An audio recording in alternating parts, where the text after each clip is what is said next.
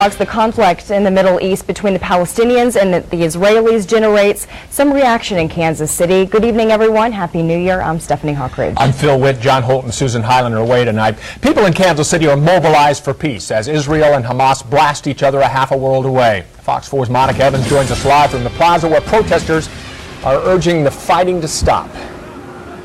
Well, the protesters, many of them Palestinians, are hoping that the United States or some other superpower will step in and help both sides come to a truce to end the fighting. Free Palestine! Free Palestine! More than 150 protesters held signs and chanted slogans to call attention to the fighting between the Palestinians and Israelis in Gaza.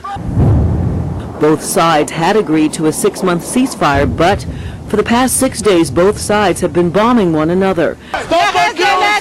Members of the Muslim American Society who helped organize this demonstration on the Plaza say they would like to see peace in the Middle East. I'm very frustrated at what's going on because this is really a massacres against the Palestinians. We are against killing of all sides, whether on the Israeli side or the Palestinian side.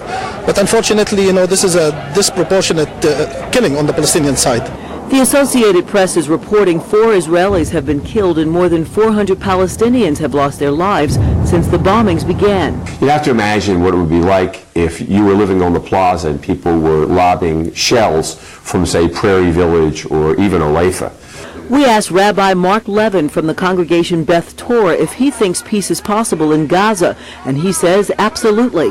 But he says there's one big problem. But Hamas and other groups that are in the Muslim Brotherhood or what's being called Islamists in general simply absolutely refuse to recognize the state of Israel as having the right to exist, and they're going to wage war at this point no matter what. Both sides seem to believe that a truce is possible if an international monitor gets involved.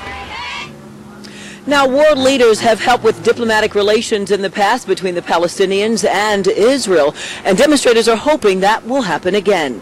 Monica Evans, Fox 4 News, live on the Plaza.